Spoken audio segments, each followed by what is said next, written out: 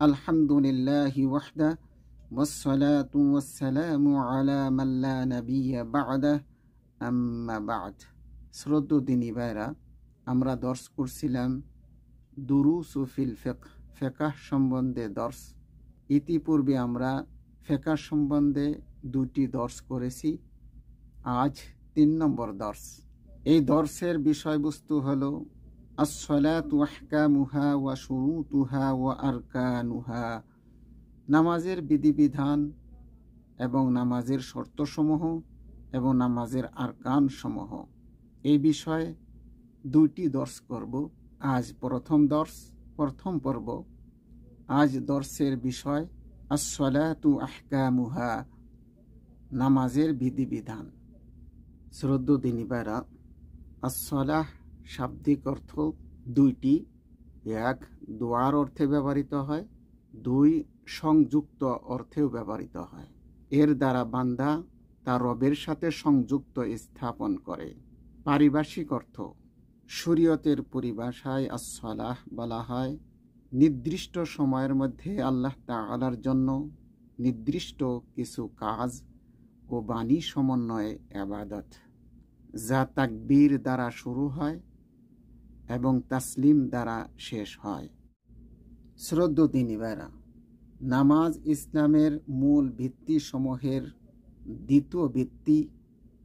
আর এই নামাজ প্রাপ্তবয়স্ক, জ্ঞান সম্পন্ন সকল মুসলিমের উপর নামাজ ওয়াজিব। আর যে ব্যক্তি নামাজ ওয়াজিব হওয়াকে অস্বীকার করে সে সকলের ঐক্যমতে কাফের। আর যে ব্যক্তি গরিমসি ও অলসতার কারণে মোটি নামাজ পড়ে না সে অধিকাংশ সাহাবায়ে কেরামদের মতে, অধিকাংশ উলামায়ে কেরামদের মতে সেও কাফের। কিয়ামতের দিন বান্দার সর্বপ্রথম এই নামাজেরই হিসাব নেবেন। ইবনে ওমর রাদিয়াল্লাহু আনহু থেকে বর্ণিত, তিনি বলেন রাসূলুল্লাহ সাল্লাল্লাহু আলাইহি ওয়াসাল্লাম বলেছেন, বুনিয়াল ইসলামু আলা খামসিন শাহাদাতি আল্লা ইলাহা ইল্লাল্লাহ ওয়া আন্না মুহাম্মাদার রাসূলুল্লাহ ওয়া ইকামিস সালাহ ওয়া ইতাইজ যাকাহ ওয়াল হজ্জি ওয়া সাওমি রমাদান, মুত্তাফাকুন আলাইহি। ইসলামের ভিত্তি 5টি জিনিসের উপর রাখা হয়েছে। 1, এই সাক্ষ্য দেওয়া যে আল্লাহ তাআলা ছাড়া সত্য কোনো ইলাহ নেই এবং মুহাম্মদ সাল্লাল্লাহু আলাইহি ওয়াসাল্লাম আল্লাহর রাসূল। 2, নামাজ কায়েম করা। 3, যাকাত প্রদান করা। 4, হজ করা। 5, রমজানুল মুবারক মাসে সিয়াম পালন করা। উক্ত হাদিসটি বুখারী ও মুসলিমে বর্ণিত হয়েছে। নামাজের গুরুত্ব অপরিসীম। মহান আল্লাহ তাআলা বলেন, হাফিজু আলাস সালাওয়াতি ওয়াস সালাতিল উসতা ওয়া কুমু লিল্লাহি কানিতিন।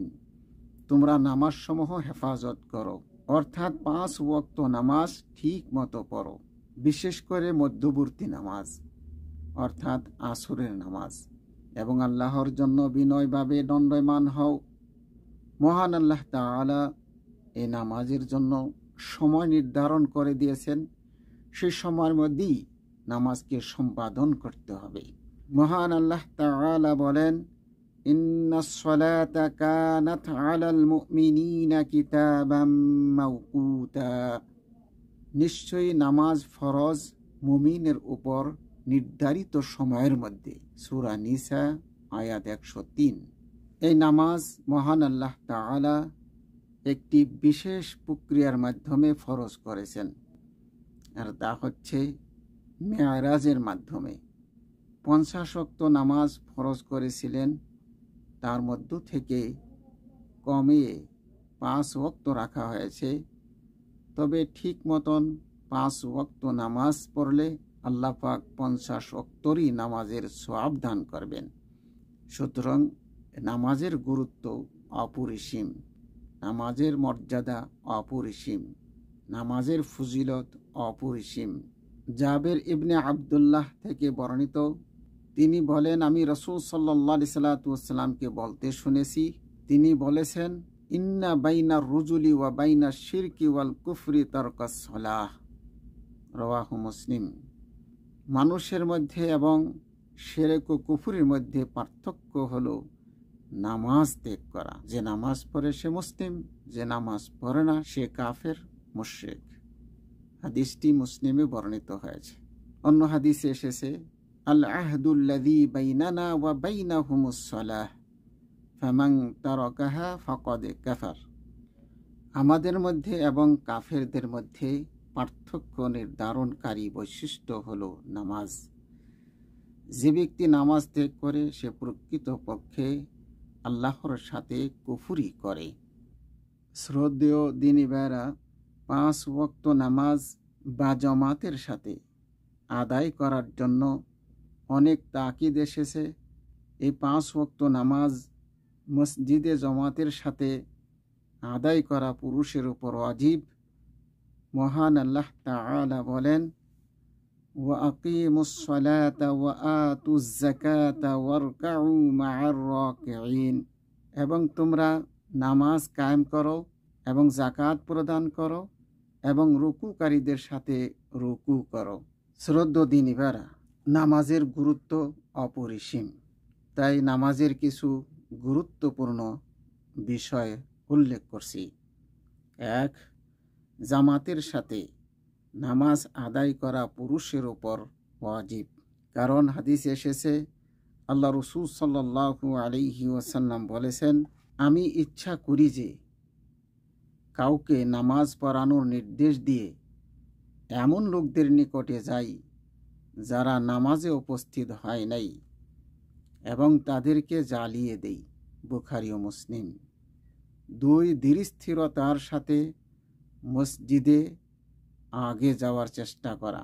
3. মসজিদে প্রবেশকারীর জন্য সুন্নত হলো প্রথম ডান পা আগে বাড়িয়ে এই দোয়া পড়া, বিসমিল্লাহি ওয়াসসালাতু ওয়াসসালামু আলা রাসূলিল্লাহ আল্লাহুম্মা ইফতাহলি আবওয়াবা রাহমাতিক। 4. মসজিদে প্রবেশ করার পর বসার পূর্বে 2 রাকাত তাহিয়াতুল মসজিদ নামাজ পড়া সুন্নাত। কারণ হাদিস এসেছে, আবু কাতাদা রাদিয়াল্লাহু আনহু থেকে বর্ণিত, তিনি বলেন, রাসূলুল্লাহ সাল্লাল্লাহু আলাইহি ওয়াসাল্লাম বলেছেন, ইযা দাখালা আহাদুকুমুল মসজিদ ফালইয়ারকা রাকাতাইন ক্বাবলা আন ইয়াজলিস, মুত্তাফাকুন আলাইহি। যখন তোমাদের মধ্যে কেউ মসজিদে প্রবেশ করে তখন সে যেন বসার পূর্বে 2 রাকাত নামাজ পড়ে নেয়। বুখারী ও মুসলিম। 5. নামাজে লজ্জাস্থান ঢাকা ওয়াজিব। পুরুষের জন্য সতর হচ্ছে নাভি থেকে হাঁটু পর্যন্ত, আর মহিলাদের সর্বাঙ্গ, সারা শরীরটাই সতর। তবে মুখ এবং হাতের কবজি নামাজে খোলা রাখতে পারবে। 6. নামাজকে তার সময়ের মধ্যে আদায় করা ওয়াজিব। তাই সময়ের পূর্বে নামাজ পড়া ঠিক নয়, অনুরূপ বিলম্ব করে নামাজ পড়াও হারাম। 7 নম্বর হচ্ছে, উচিত হলো আগে মসজিদে গিয়ে প্রথম কাতারে নামাজ পড়ার চেষ্টা করা। আর এই প্রথম কাতারে নামাজ পড়ারও বিশেষ ফজিলত রয়েছে। আল্লাহ রাসূল সাল্লাল্লাহু আলাইহি সাল্লাম একটি হাদিসের মধ্যে বলেন, লোকে যদি জানতো আজান দেওয়া এবং নামাজের প্রথম কাতারের মধ্যে কি পরিমাণ সওয়াব আছে, অতঃপর লটারি ছাড়া সেগুলো হাসিল করা যদি সম্ভব না হতো তাহলে তারা অবশ্যই লটারি করত। আর যদি তারা নামাজে আগে আসার মধ্যে কি পরিমাণ সওয়াব আছে তা জানতো তাহলে সেদিকে অগ্রবর্তী হওয়ার জন্য প্রতিযোগিতা করত। বুখারী ও মুসলিম। আবু হুরায়রা রাদিয়াল্লাহু আনহু থেকে বর্ণিত, রাসূলুল্লাহ সাল্লাল্লাহু আলাইহি ওয়াসাল্লাম বলেছেন, লা ইয়াজালু আহাদুকুম ফি সালাতিন মা দামাতিস সালাতু তাহবিসুহু, রাওয়াহুল বুখারী ও মুসলিম।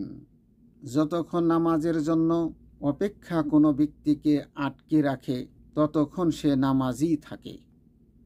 বুখারী ও মুসলিম। শ্রদ্ধেয় দিনী ভাইরা, নামাজ যেহেতু অত্যন্ত গুরুত্বপূর্ণ ইবাদত, সেজন্য এই ইবাদতের বিশেষ নিয়ম কানুন রয়েছে।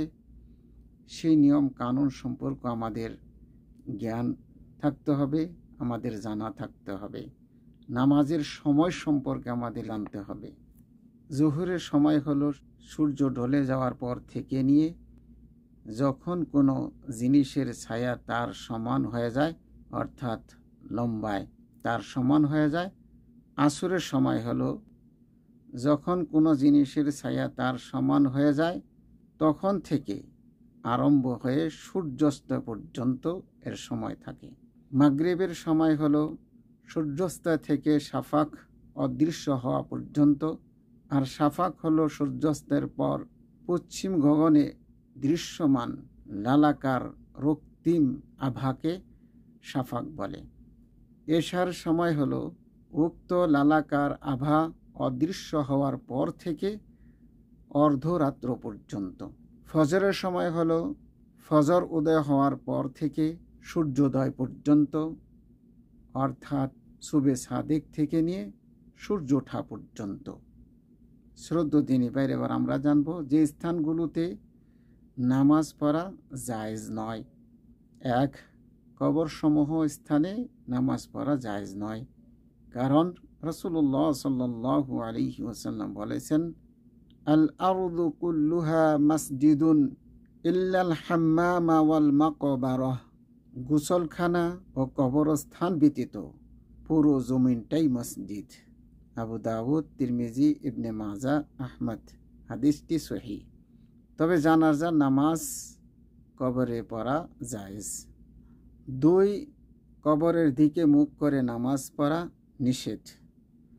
আবু মারশাদ গনাবী রাদিয়াল্লাহু আনহু থেকে বর্ণিত, তিনি বলেন, আমি রাসূল সাল্লাল্লাহু আলাইহি সাল্লামকে বলতে শুনেছি, তিনি বলেছেন, লা তুসাল্লু ইলাল কুবুরি ওয়া লা তাজলিসু আলাইহা। রাওয়াহু মুসলিম। কবর সমূহকে সম্মুখ করে নামাজ পড়ো না এবং তার উপর বসো না। মুসলিম। উটের খোয়ার, যেখানে উট থাকে বা উটের আশ্রয়স্থল, এই জায়গায়ও নামাজ পড়া নিষেধ, নামাজ পড়া জায়েজ নয়।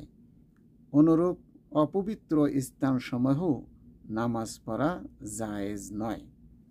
শ্রদ্ধেয় দিনী ভাইরা, নামাজের অনেক ফজিলত রয়েছে। শারীরিকভাবে যেমন এটা উপকারী, আধ্যাত্মিকভাবেও এর উপকার অপরিসীম। দুনিয়াতেও এর ফজিলত রয়েছে, সফলতা রয়েছে, আখিরাতেও এর সফলতা রয়েছে। আখিরাতে আল্লাহ পাক এর বিনিময়ে জান্নাত দান করবেন। আবু হুরায়রা রাদিয়াল্লাহু আনহু থেকে বর্ণিত, তিনি বলেন, রাসূলুল্লাহ সাল্লাল্লাহু আলাইহি ওয়াসাল্লাম বলেছেন, মান গদা ইলাল মসজিদি আও রাহা আ'আদ্দাল্লাহু লাহু ফিল জান্নাহ নুজুলান কুল্লামা গদা আও রাহা। মুত্তাফাকুন আলাইহি। যে ব্যক্তি সকালে অথবা সন্ধ্যায় মসজিদে আসে, আল্লাহ তাআলা তার জন্য জান্নাতে সকাল বা সন্ধ্যায় মেহমানদারির ব্যবস্থা করেন। বুখারী ও মুসলিম। এরকম আরও অনেক ফজিলত রয়েছে নামাজের। শ্রদ্ধেয় দিনী ভাইরা, আমরা নামাজের বিধিবিধান সম্পর্কে জানলাম। আমরা প্রত্যেকে চেষ্টা করব নামাজের বিধিবিধান জেনে সঠিকভাবে সুন্নাহ মোতাবেক 5 ওয়াক্ত নামাজ রেগুলার পড়ার চেষ্টা করব, রেগুলার পড়ব। আল্লাহ আমাদের সবাইকে 5 ওয়াক্ত নামাজ সঠিকভাবে আদায় করার তৌফিক দান করেন। আল্লাহুম্মা সাল্লি ওয়া সাল্লিম আলা নাবিয়িনা মুহাম্মদ।